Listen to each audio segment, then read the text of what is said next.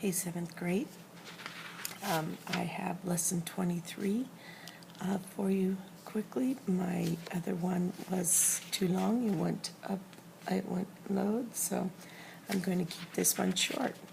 You know, I think all the words on the 10 words on lesson 23 are pretty easy, with the exception of impartial and indifferent. I want to make sure you understand the difference between the two. Indifferent means you really don't care, all right? You really don't have an opinion. You're on the fence, you're not going to be, you really just don't care, all right? But impartial means you're going to try to be fair. You may have an opinion one way or the other, but you're going to be impartial. You're not going to show any bias. You're not going to show any prejudice. All right? So M is the opposite prefix there. Partial, if you are partial to something, that means you show favoritism towards it. Okay? I'm partial to chocolate-covered strawberries. But I'm impartial when it comes to maybe judging artwork or something, okay, or judging writing. I'm not going to look at the name. I'm going to form an opinion, but I'm not going to know whose papers I'm looking at, all right? So there can't be any bias there. Indifferent, I wouldn't care, all right? So those two are kind of challenging. Let me just go through and make sure we understand the parts of speech. Botch is a noun or a verb, okay? Clientele is a noun, but it's a collective noun. So a lot of people make up your clientele, all right? You own a business, the people that come into your business, they're your clientele. They're your clients, okay? Closure is a noun, and let's see, condole is a verb, convene is a verb, crony is a person noun, okay? And then I explained impartial and indifferent, and they're both adjectives. Momentum is a noun, and stipulate is a verb. Okay, so I want to go to the analogies. That's the bigger issue. Okay, so arbiter, that's a person noun, and decide is a verb. So we have a person noun and a verb. Now, arbiter is in a lesson we won't be doing.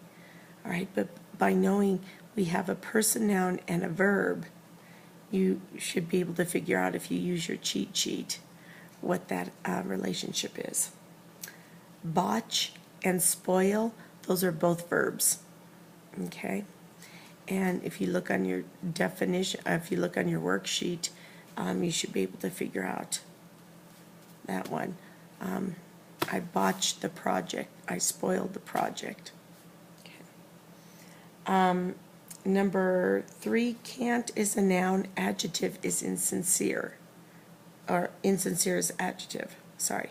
So can't is a noun and insincere is an adjective. All right, just that relationship. You should figure that out. Use your cheat sheet. You have one option. Clientele is a noun. Customers is a noun. Okay. Convene is convene is a verb. Members, person noun. Okay. Same thing as number 1. Okay. Number 6, crony is a person noun. Buddy is a person noun.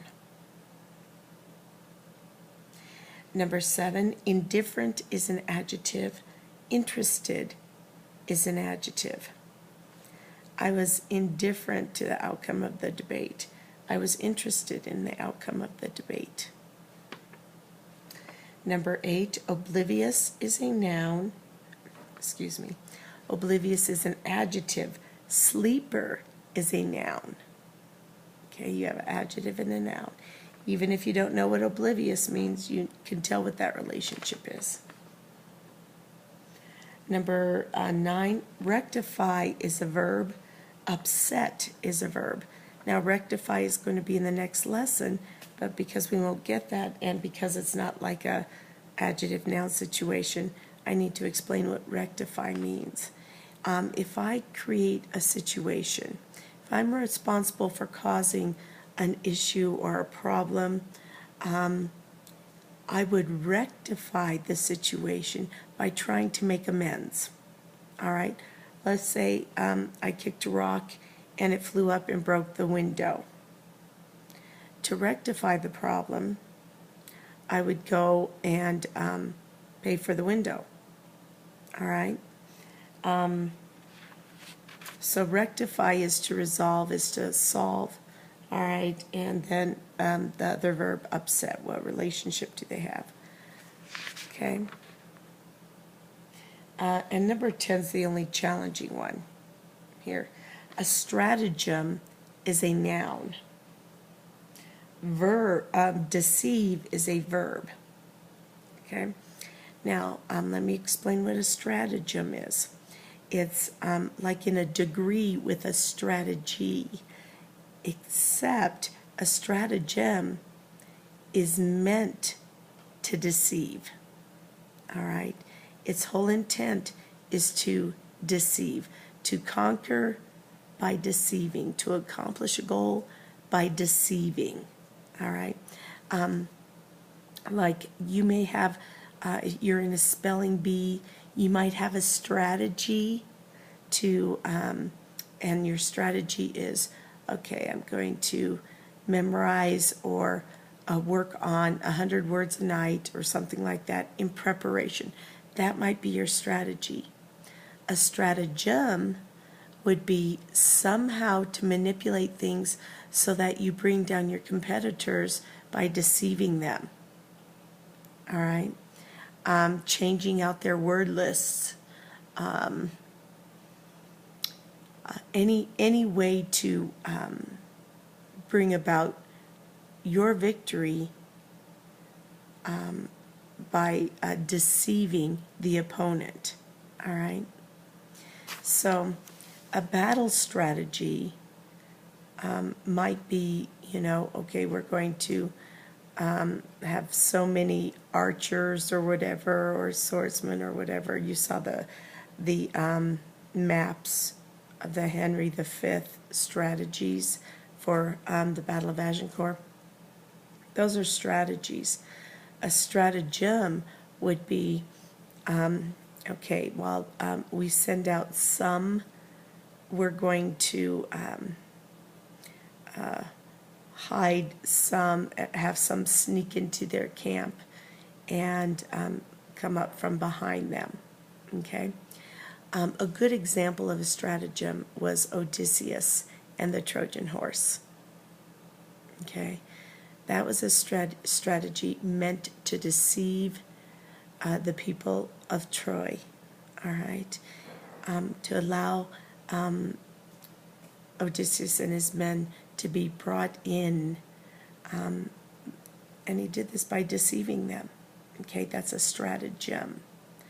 That's a strategy is just a regular plan, but a stratagem is a plan meant to deceive. All right, so I hope that helps you, and sorry to get this up so late. Check out your answers, and then if you have any questions, let me know. A Wednesday, asked before we correct.